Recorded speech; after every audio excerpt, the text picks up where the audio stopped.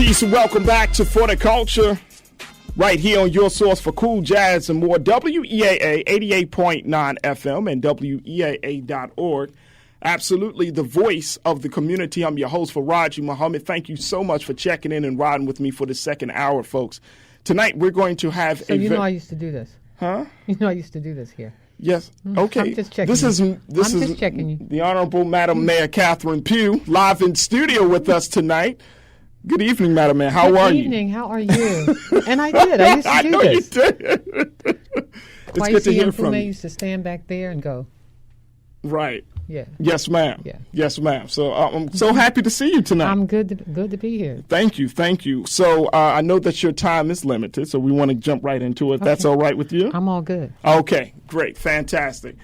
Tonight, folks, we're going to be talking about a host of issues, including policing and education and things that may be on your mind. So in a few moments, we'll have an opportunity. We'll give you the opportunity to ask the mayor a question. However, again, because of the volume of calls, we're going to have you to keep your comments down to a 1-minute mark. After that, folks, we will have to let you go. So just keep it just like that. All right, let me start it off right now because there's been so much talk, Madam Mayor, about what's happening with your commissioner nominee, Mr. Joel Fitzgerald. But just share with us, what was some of the reasoning that you decided to move forward with Mr. Fitzgerald versus someone in the department in Baltimore City? Well, as you well know, initially I did choose someone from inside the police department. And in fact, I tell folks I've hired one police commissioner and I let one go and one resigned. And I had been working on the consent decree when I first got elected, and it spent about 60 to 90 days in putting together the consent decree because we had received a document from the federal government, a 163-page document that required the city to draft a consent decree. And unbeknownst to most folks, that had not been done before I got into office. And I remember when I was 2 weeks in office and there was a council person standing behind my head and he said, I sent you a letter. I said, a letter? We're in City Hall. You can just walk across the hall. And when I read the letter, it said, you need to sign the consent decree. I said, well, you know what? I wasn't here while you all were here a year ago. And that when the consent decree, the 163-page document arrived in Baltimore City. But I am committed to crafting a consent decree because the citizens of Baltimore deserved it, yes, and ma'am. Because the federal government required it. Sure. And so after that, about 7 months later, I was told by the Department of Justice that we needed to make sure that we were reducing violence in our city. And as you well know, crime steadily rose in 2017 every single month. In fact, we became known as the most dangerous city in America. Right. And so it was my responsibility to get a handle on that. And so I went over to the police department starting in October of last year in 2017 and was in search of someone who understood how to reduce violence in our city. I had created an initiative called the Violence Reduction Initiative, where I put all of my department heads and everyone into the same room along with my command staff. And it has resulted in those 7 specific areas of a downward trend in violence. I chose D'Souza because he was a member of the police department who was really actively engaged in the Violence Reduction Initiative. And in fact, during his 3 or 4 months in office, we saw a drop in homicides by almost 20-some-odd%. Like I tell folks, I thought I made a great choice in D'Souza, but at the same time, I'm not responsible for people's personal finances. Sure. And so he resigned because, as he said to me, I don't want to cause you an embarrassment, but at the same time, I hope you stick to the strategy because your strategy is working. And so that was in, I think it was March of last year, March of this year. And in April, there is a national organization of executives, police executives, who I met with because I asked in the department and looked at the department, and there was nobody there at that moment that I felt could actually take over running the police department. I didn't want to make that decision by myself. Sure. And so I asked the national organization if they would help me to find someone who would become the next police commissioner, and I named Mr. Tuggle the interim police commissioner until such time we find someone who could run the department. He, in fact, did apply and then decided not to to move forward. So in April, I met with the national organization. In May, they invited me to the national conference of police chiefs around the nation, and they told me that they wanted to help us to find a police commissioner because of the consent decree and the problems that the city was facing. So while I was in Nashville, they introduced me to 7 different candidates who were seeking to be police chiefs around the nation. Mr. Fitzgerald happened to have been one. There was another woman who ultimately became a police chief in another city, and there was another gentleman that I met also who has received a police chief in another city. And so we also crafted a job description, and we put it out, and 3 people from Baltimore actually did apply. Right. 51 totally did apply. Okay. And so myself, the president of City Council, the city solicitor, and our consultant from L.A. Police Department, we whittled the list down to, I think it was around 15 different candidates, including the 3 from Baltimore. I did not sit on the panel that initially interviewed all of those candidates, which included Mr. Fitzgerald. Okay. There were 3, I think, police executives from around the country and 2 people from Baltimore who were observants to the interview process. And when they whittled it down to, I think, the top 2 candidates, I had conversations and ultimately had done some background on the candidates, looking at their various records, in terms of violence reduction and what they were able to do in their police positions, and chose Fitzgerald. So at this point, and it seems like the city council is doing something that is really different than what we have seen in past. Yeah, very different. Because they're down in Texas right now. They're doing their vetting process, even though you and your team has done its vetting process. And actually, we had to go to the city charter. And I had to be clear, because I had to wonder, I said, well, okay, what does this all mean? We did not see this process of the city council doing its vetting process with former Commissioner D'Souza. I haven't seen this with any. Well, I can tell you that, as a city council person, yes, ma'am. As you well know, under Martin O'Malley, I've not seen this process, but, I think those who are in elective office should do whatever they think is right for the people, and I'm okay with it. Right. But as you said, the process is very different. I saw one mayor go through 5 different police chiefs, another one through 3, another one through 3. But, it's the choice that they've made. Right. So in the city charter, it says, quote, this is, I guess, section 6 of Article 4. It talks about your powers as mayor. Except as otherwise provided in the charter, the mayor shall have the sole power of appointment of all municipal officers subject to confirmation by the city council by majority vote of its members, provided the council shall take action on the nomination within the first 3 regular meetings of the council after the nomination is sent to it by the mayor. If the council fails to take action within this time, then the person nominated shall be, by operation of the subsection, confirmed by the council.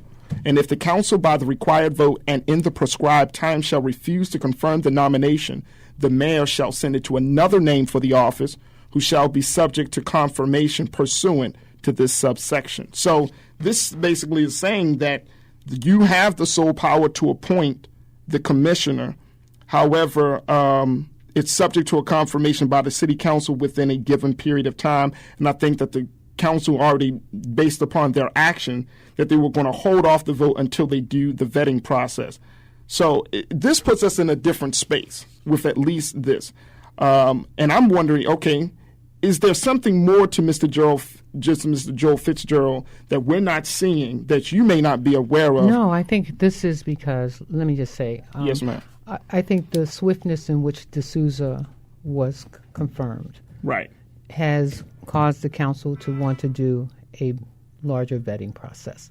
Okay. And I think that's okay. Gotcha. But I can tell you that every appointee has gone through a process. For example, when I chose the person to run Parks and Recreation, okay, I set up a panel. The panel interviewed some 40 some odd individuals who applied for that position. 40? Yes. Wow. 40 for that. I can tell you we had over 20 applications for the Housing Authority, the same thing with transportation. We had a number of folks, but we always set up panels. The panels interview, and I normally get the top 3 to 5 candidates, and then I'll interview from there. When I interviewed the top 2 candidates that was handed to me for Parks and Recreation, I was not satisfied with those candidates at all. And so I went back and said, look, send me the top 5. And I Googled and then researched and looked at the top candidates and said, bring me these 2. Sure. These other 2, sure, other than the 2 that you brought me. And from those 2, I chose the person that I chose. All right. I want to get a couple of calls in as well from our listeners, Madam Mayor, because I want to also talk about, switch gears a little bit to talk about schools. But I do want to get some calls in. But very quickly, who is responsible for the schools? Because it seems to be political football between the state and the city. Mm-hmm. So who takes full responsibility and takes full accountability for the schools? It is actually the school board and the state of Maryland. And but the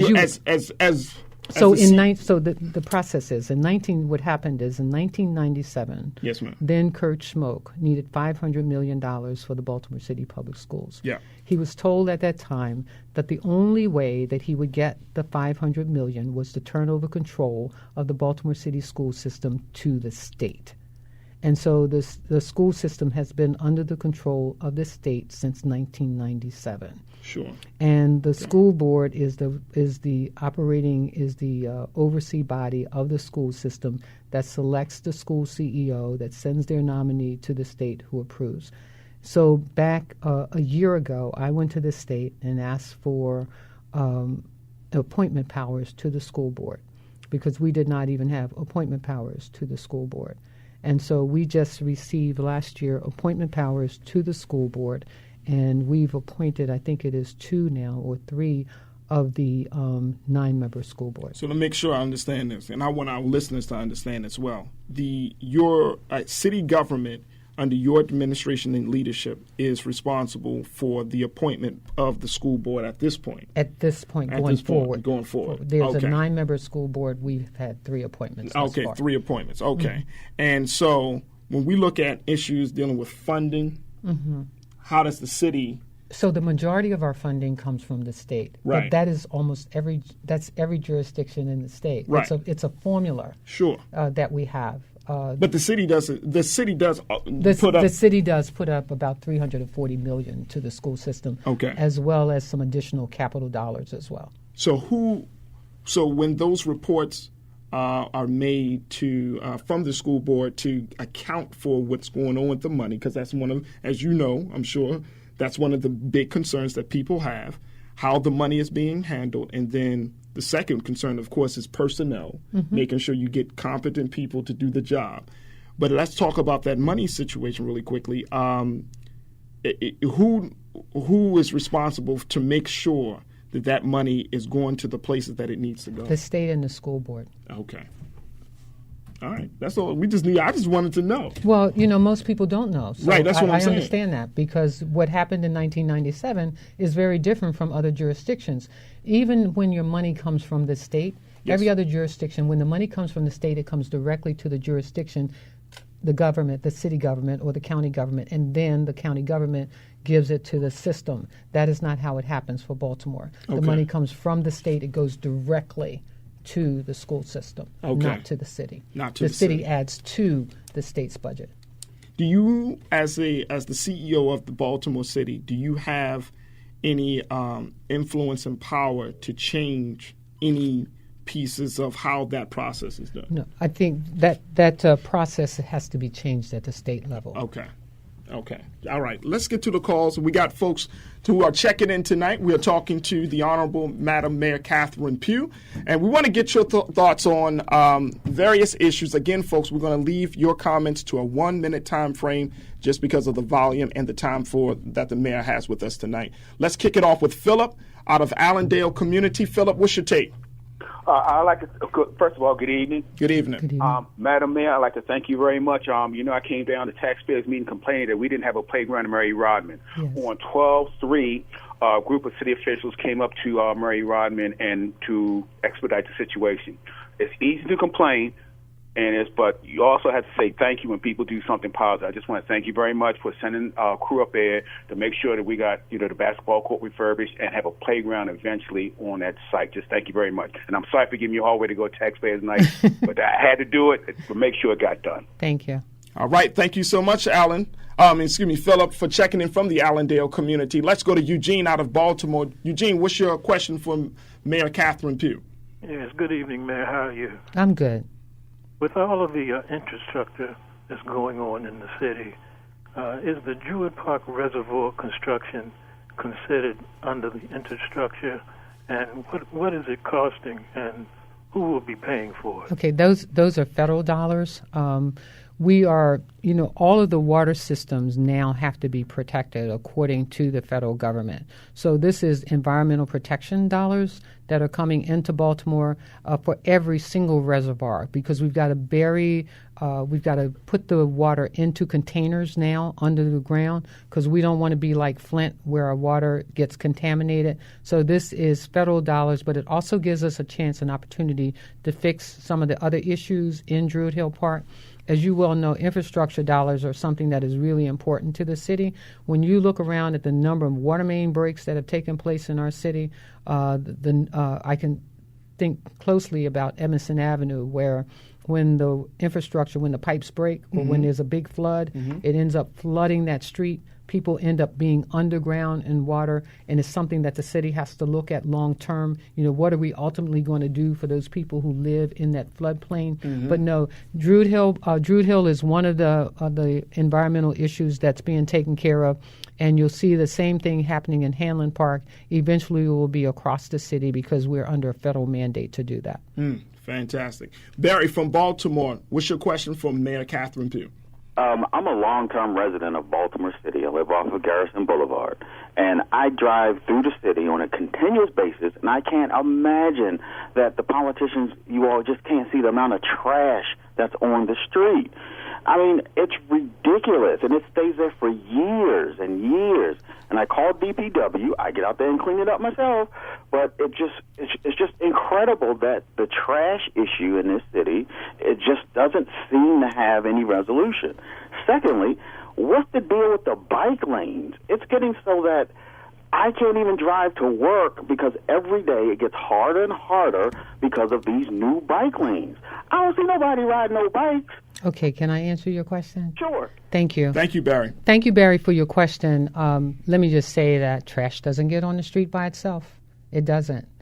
Trash, there's so many people dropping trash on the ground that we've now even got electronic trash cans on the street that tells us when the trash can is filled so that we can pick the trash can up. But I can tell you, through our violence reduction initiative, we walk neighborhoods, walk communities, and it's unconscionable the amount of trash that gets thrown on the street. In fact, every morning through our violence reduction initiative, we have the Department of Public Works is in those meetings, and every morning they're reporting, how much trash they're picking up, how many more. In fact, what we've had to do is add another shift overnight, right? Because there's so much trash being dropped on the street.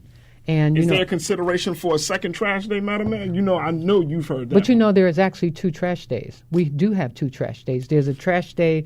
There's a trash day for your containers, your paper, and all of those things. And then there's the garbage trash. We have 2 trash days. Oh, okay. Yeah, I just don't think people realize. It's probably broken down. Because I think people, because the yellow can. Yeah, and I don't think people realize that you still have 2 trash days. And I think under a previous administration, what she was trying to show was that, we got to separate our trash. So you still maintain 2 trash days. One is for paper, boxes, plastic, all of those kinds of things, and the other is for garbage. All right. Lee from Baltimore. But he asked about bike lanes as well. Oh, I'm sorry. Yes, ma'am. And on the bike lanes, that is part of our transportation issues, something that neighbors and community groups have fought for, and so we're trying to do them in a constructive way. I woke up, boom, bike lanes are there, but I think bike lanes should be for scooters, for skateboarders, for bikes. It should be for folks who are riding things other than cars. Fantastic. Lee from Baltimore, what's your question, sir? Hey, how y'all doing? Good. Hi. Brother Farajii, man. I just want to know. I mean, I don't care who you pick for the police commissioner, but I just was wondering. They say the brother was from Pennsylvania and you was from Pennsylvania. Did it have something to do with that? And also, I know before you got elected, you said you was going to help, like, far as the raggedy houses, empty houses in Uptown, but I just want to know when you're going to start. Okay, we've already started, but let me just say there's probably about a 20-year difference between the brother and myself, so no, I didn't know him. He's from Philadelphia. Mm-hmm. His wife is a police officer as well, but no, I did not know him. I met him along with 7 other police commissioners from around the nation. I encouraged all of them to apply, and I'm glad that he did apply. And in regards to the houses? Oh, the houses. So great news for all of you. If you've not been down Park Heights, I don't know if you've been down Park Heights lately, where we've already torn down about 17 acres of boarded up homes in the city. We built a brand new school in Park Heights, Pimlico Middle and Elementary School. Yep. And directly across the street was nothing but boarded up houses and houses that were falling down. So we invested in those houses and we've laid the groundwork, and now we're offering homes to people who live in that neighborhood, who live in those communities for $700 a month, less than what they were paying in rent in that neighborhood. The other thing is I've created the first time ever neighborhood investment fund. There was a deal on my desk, Farajii, that was on my desk when I first walked into office, where I was asked to sell off the city's garages. And I said, no. We're not selling off garages in the city of Baltimore. We sold off, and I don't know if people know this, Friendship Airport, which is now BWI, once belonged to Baltimore City. We sold that airport in 1972 for $36 million. Can you imagine, what Atlanta's airport means to Atlanta, what that airport would mean to Baltimore City if we still owned it today? Oh, absolutely. So I said, absolutely not. We're not selling off our garages. In fact, I kept the garages, but what I did do was lease them. Can you imagine if we'd have leased our airport 30 years ago? So I leased our 40 years ago. I leased the garages. I raised enough money to pay off the debt, capitalized the garages, raised enough money to pay off all of the debt, created the first time ever neighborhood investment fund, and that is to invest in neighborhoods and communities that have been underinvested in for decades. And so that money will go to areas like Park Heights, some of Reservoir Hill, Sandtown. Just left Druid Heights this morning to let them know that we're putting another $1.6 million to help them expand and build Baker's View 2 over there right off of Pennsylvania Avenue. This stuff doesn't happen overnight, but you will see the change as we continue to focus on these neighborhoods, East Baltimore, neighborhoods and communities that have been underinvested in for decades. That is why I created the fund. So in that fund is $52 million. $3 million, so I netted 57. Right. $52 million went directly into the Neighborhood Investment Fund. $3 million is going to community development corporations in our neighborhoods. Druid Heights got some of that money as well. And then there's another $2 million that will go to community associations so that they can build themselves up, so that they can strengthen community organizations. And as you well know, it gives us an opportunity to fix things that haven't been fixed for decades. When I walked in, 6 months after I walked in the office, I walked into, for example, Shake and Bake, where the roof was falling in, no air conditioning, no heating, no matching skates. 70% of the bowling lanes did not work. I shut it down. People screamed at me, texted me, hollered at me, and said, look, this is where we skate. You need to open it back up. But I said, mediocrity is not acceptable. We opened it up, I think, a couple of months ago, 3 or 4 months ago. Brand new skates, 500 pairs of brand new skates, brand new floor, air conditioning, heating, and we will open up the bowling alley in the spring. All right. We have Monica on the line. Monica, thank you for your checking in. What's your question for Madam Mayor? Thank you for having me. I actually don't have a question as I do a comment. I just wanted to say that I think Madam Mayor is doing a fantastic job, and I can appreciate everything that she's doing with the 21st century schools, and to have 8 more schools that's about to be under development. I think that people are going to really continue to see a lot of change, but I'm especially appreciative that Madam Mayor is on the air. And the way she broke it down about the schools and how the schools are funded and who's responsible for the schools, because it's a lot of people that are just miseducated about these processes.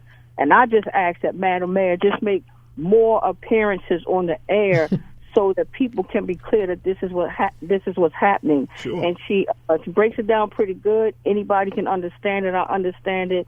And Monica from Sandtown definitely appreciates everything she's doing. Monica, thank you so much for checking in. Madam Mayor, I know that time has been well spent with you tonight. And I will do it again. And Monica, you're absolutely right. I will come back on the air.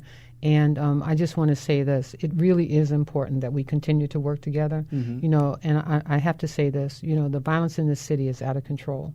Too many illegal guns on the streets of our city. And even though we are trending downward in every single category, you know, we're still going to prayerfully not hit 300. But if we do, you know, we won't be where we were last year. And we'll continue to fight this fight next year.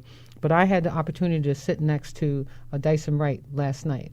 And I asked him, I said to him, there needs to be a conversation around black-on-black crime in our communities. We want police respecting our neighborhoods and our communities, but we need each other respecting each other. Sure. Because too much violence, too many black men being killed in the streets of our city over territorial violence, repercussions for stepping across the line and selling drugs in somebody's area. When we've now got mobile units moving around the city to get people working, we even put lawyers on those buses now so that we can expunge records. We've got 1 day's work for 1 day's pay. We've got ROCA. We've got all kinds of programs. We've got the African American Male Initiative, because I want folks to know that we care.